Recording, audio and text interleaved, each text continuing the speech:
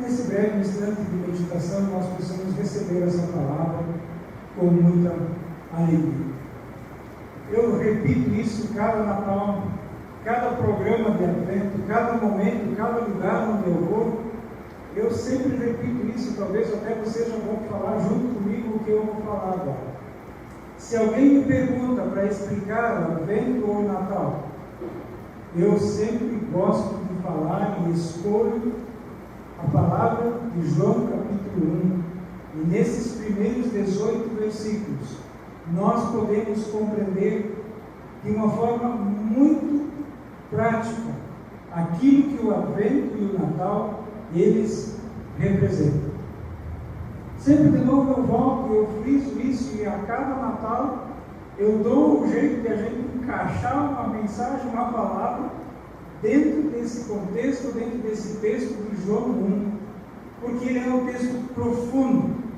Ele é um texto que, quando a gente muitas vezes lê ele rapidamente, nós nem meditamos e nem nos aprofundamos na grandeza das revelações que esse homem de Deus ele nos transmite diante dessa palavra.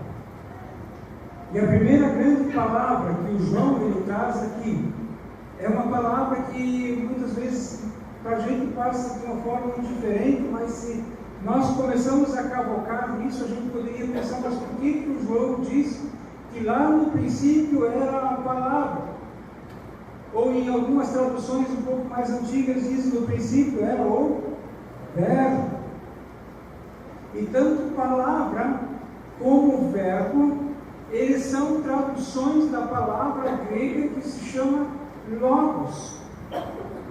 E dentro do conceito científico, dentro do mundo filosófico, dentro da compreensão de todas as pessoas, na época em que culminou com o nascimento de Jesus, na época em que João ele ainda estava vivo, a palavra logos, ela incluía a existência de todas as coisas.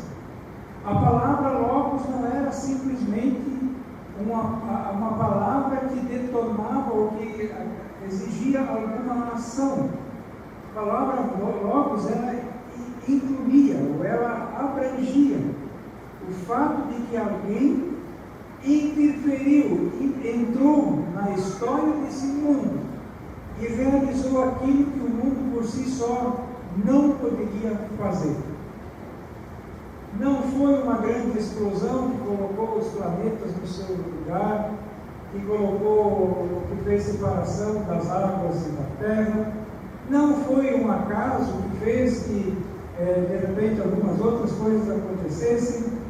Não houve uma evolução da humanidade que o tornasse superior aos primeiros homens. Não houve nada disso. O que houve desde o princípio da existência do mundo foi a intervenção de Deus. Isso precisa ficar claro. O João poderia ter dito no princípio era o Filho de Deus. Ele era Deus e ele estava com Deus. Ele poderia ter dito então aquilo que o Mateus sempre dizia. No princípio era o Filho do Homem, ele estava com Deus, ele era Deus. E assim ele poderia usar até Jesus. No princípio Jesus era Deus, ele estava com Deus, mas ele usa a palavra logos, porque essa palavra naquela ocasião e ainda nos dias de hoje era uma palavra que vem diretamente, ela afeta a compreensão e a existência de cada um de nós. Nada nesse mundo existiria se não fosse a ação de Deus por meio de Jesus Cristo. Ele é a palavra. E quando ele é reconhecido no Novo Testamento como Emanuel, Deus conosco, ele está nos referindo que essa palavra se tornou agora a forma humana.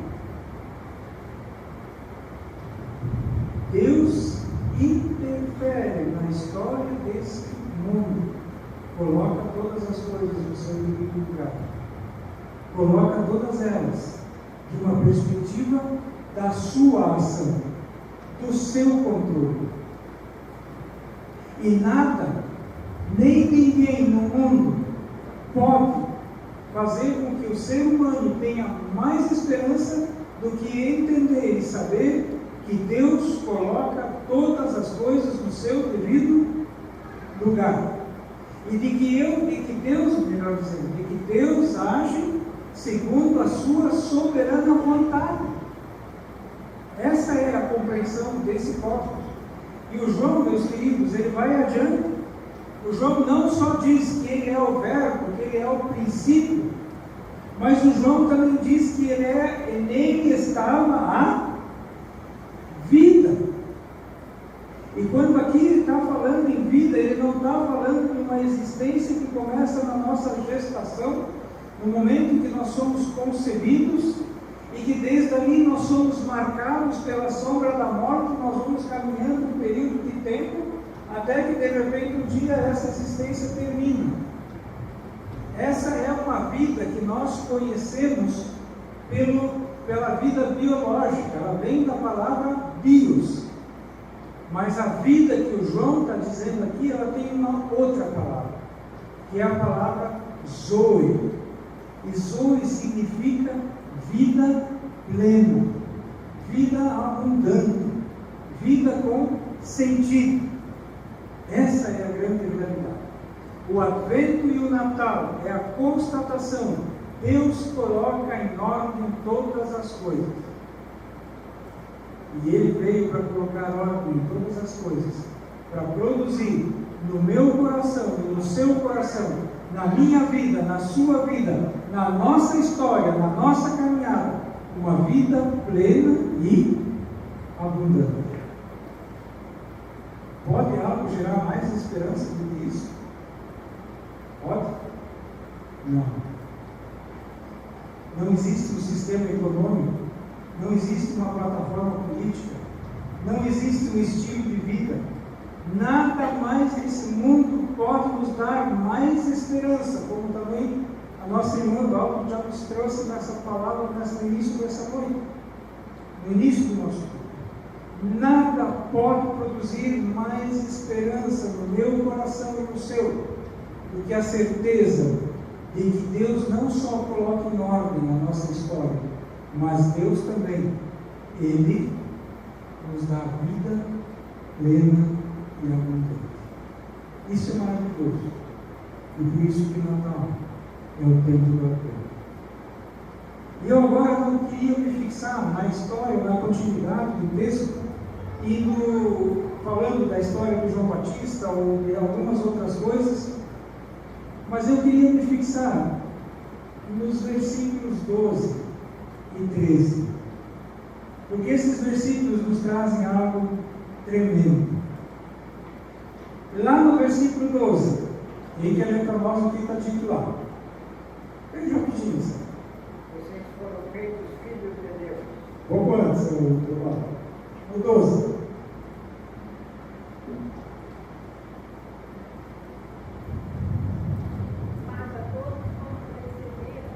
Deus o poder de serem feitos filhos de Deus. Então eu me confundi. É o 11, tá? 11 primeiro. Veio para o que era seu.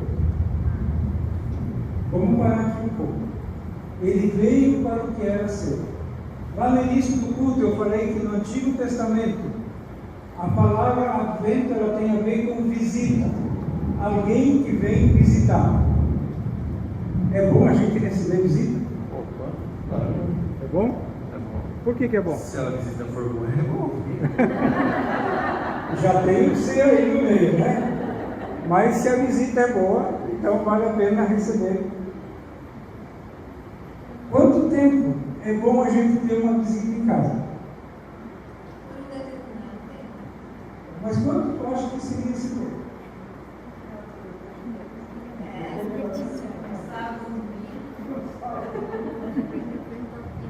Bruno, quem manda em casa quando tem visita?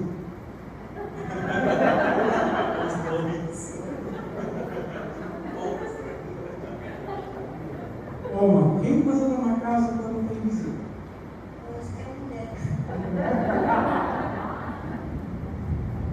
A gente, quando tem visita, procura fazer de tudo para agradar a visita. Quem passa a mandar é quem? A visita. A gente pergunta, o que você gosta de comer? Que horas você vai acordar? Não é assim? Esses dias eu fiz uma sacanagem para o Jaime e para o Marciano. Eles estavam abarrotados de compromissos. Eles tinham muitos compromissos. E eu pedi para eles hospedarem um casal. E eles acordaram às 6 horas e ficavam olhando para o outro e pensando nas atividades. E o casal acordou às 8h30. E disseram, mas que coisa linda! Nossa, fazia tempo que a gente não acordava assim, num lugar tão legal, campestre. Podemos olhar as coisas? Não, né? E aí eles saíram caminhar com eles, conhecer um pouco, porque eles já tinham chegado só à noite, então não conheciam muitas coisas. E eles só pensando nele, tenho essa entrega para fazer, tenho aquele compromisso e mais aquilo. E de repente aquela visita, ela começa a trazer alguns transtornos. Não que para o Jaime e para a Marciele foi um transtorno a visita que eles tinham. Mas muitas e muitas vezes na nossa vida é assim. A visita vem e a gente recebe com alegria. A visita vem e a gente procura fazer o melhor. Inclusive muitas e muitas vezes a gente dá a própria cama para eles dormirem lá, para que eles se sintam bem. A gente dá o quarto com ar-condicionado. A gente tenta tratar da melhor maneira.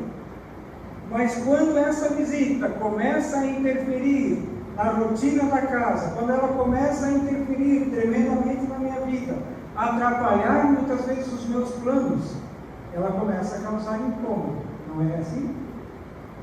E sabem, não é os gaúchos, ou não são os gaúchos que são hospitaleiros. Os judeus, eles têm fama até hoje de serem muito hospitaleiros. E por isso essa palavra do João que diz assim, ele veio para os seus, ele veio visitar aqueles que eram seus. E lá eles não foram hospitaleiros.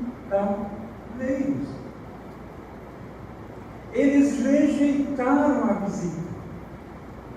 Eles desprezaram, ainda que entendessem que aquele era o Logos, que aquele era quem colocava todas as coisas em ordem.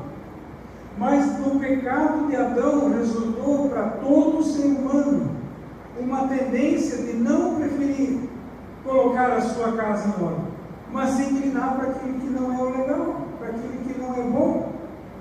E isso aconteceu no tempo de Jesus com as pessoas e acontece ainda hoje.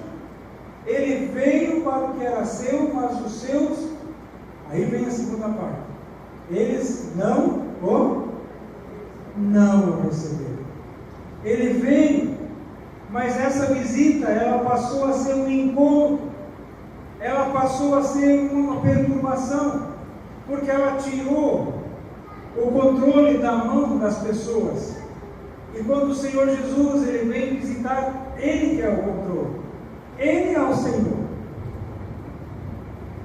Não é mais a vontade dos donos da casa, não é mais a minha vontade, era a vontade de Deus que precisa ser cumprida por meio de Jesus. Vocês estão compreendendo? Não é simplesmente uma mera história ou uma mera poesia o que o João está dizendo ali. O João está tornando muito claro a nossa situação. Deixar que Jesus governe a nossa vida, isso não é legal. Isso afeta o nosso comportamento.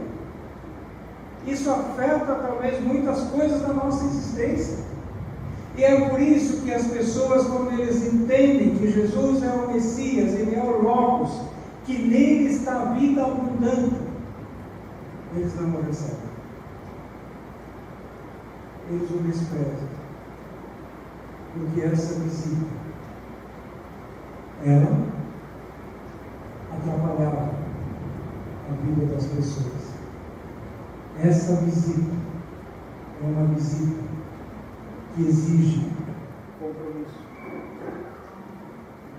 Ela é uma visita que busca e que exige de cada um de nós compromisso e responsabilidade.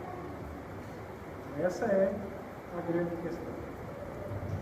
E por isso que essa visita, ela foi desprezada. É por isso que essa visita, ela não foi aceita. Mas é interessante uma coisa, meus queridos, que o versículo 12, então, aí sim ela vem, seu Teobaldo, assim que ela vem, Melanie, ele diz: mas a todos quantos o receberam, Deus deu a eles o poder. Na tradução ali dizia o direito de serem o quê?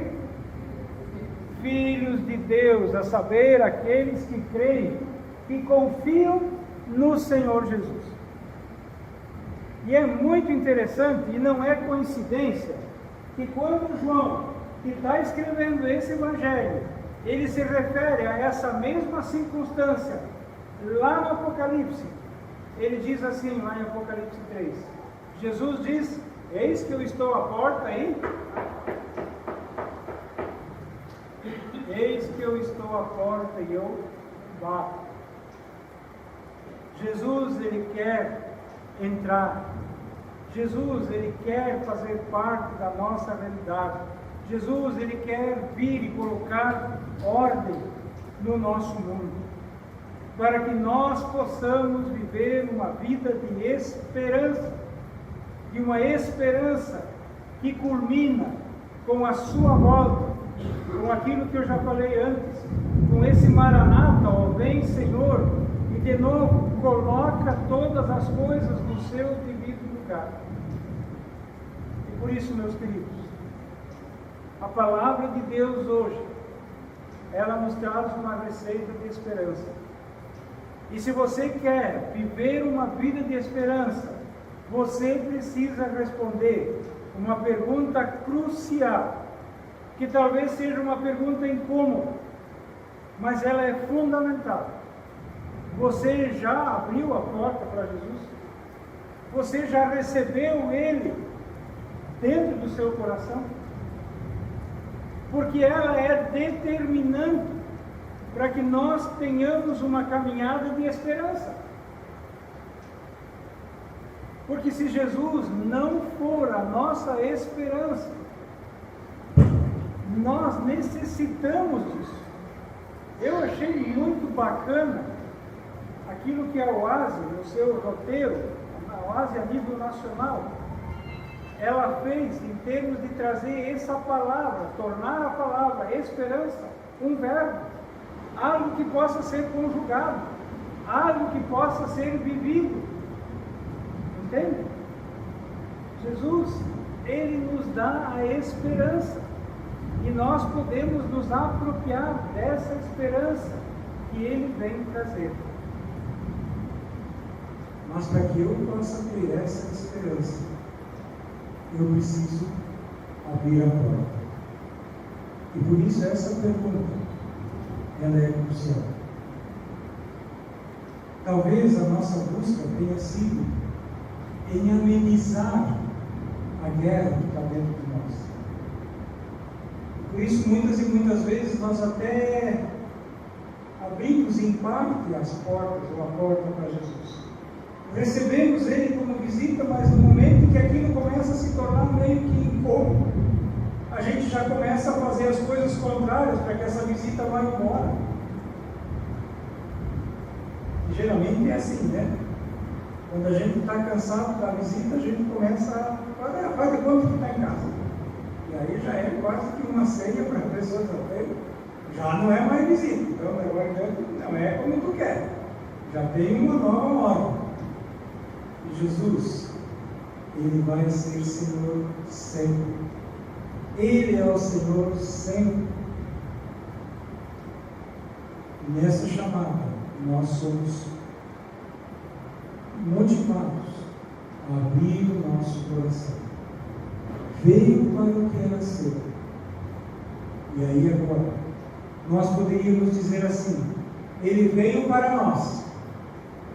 E a gente poderia responder em grupo: mas nós não o recebemos. Mas eu quero que você responda para Deus, você e Deus, nesse instante. João 1,11 veio para mim, e você vai receber, e eu o recebi, ou eu não o recebi.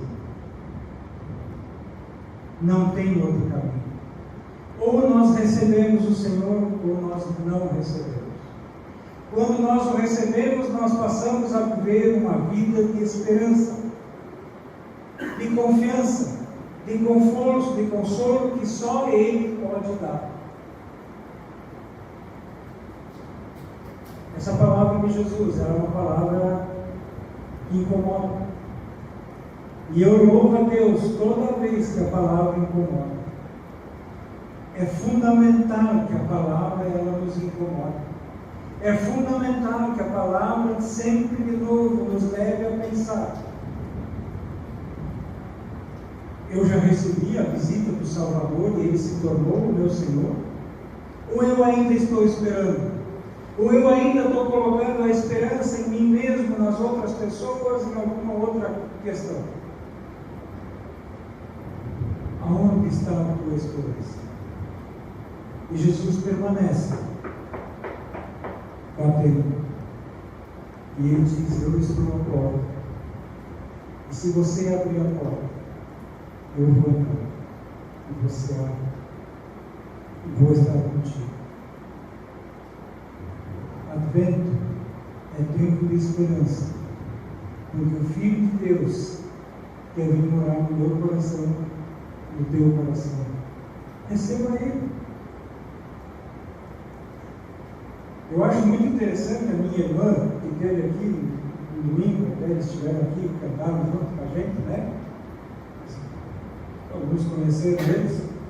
Quando eles chegam na nossa casa, quando eles chegam na casa de qualquer um dos irmãos, eles já uns 200 metros antes começam a buzinar, e fazer frio, e gritaria. E todo mundo tem que vir ver o que está acontecendo, aquela buzinação vai. E aí, no outro dia, eles saem para passear, e chegam em casa e começa a buzinar. Todo mundo fica sabendo que ali tem visita. Jesus, ele não precisa disso. Jesus, ele silenciosamente, discretamente, ele bate a porta, mas você pode discernir, você pode perceber que é o Senhor te convidando para você abrir a porta, para que Ele possa entrar e morar contigo, e trazer a vida abundante, que já é a esperança, e colocar em ordem as coisas que estão fora do lugar. Por isso você também não precisa de um alvoroço para fazer o convite. Você pode fazer isso discretamente, aí na sua cadeira, você e Deus, e dizer: Senhor, vem morar comigo. Vem produzir vida que até agora eu não conheço. Vem me dar uma esperança. Vem estar comigo. Advento é tempo de esperança, porque o Senhor veio para aquela ceia. Mas a quantos o receberam, esses têm o poder de serem feitos filhos de Deus, crendo no seu nome. Creia em Jesus. Convide Ele para morar no teu coração. Com certeza, Advento será eternamente um tempo de esperança, um tempo de certeza que hajam lutas e hajam alegrias, nós poderemos exclamar com confiança: Maranata, ó vem, Senhor Jesus. Amém? Que Deus assim nos abençoe.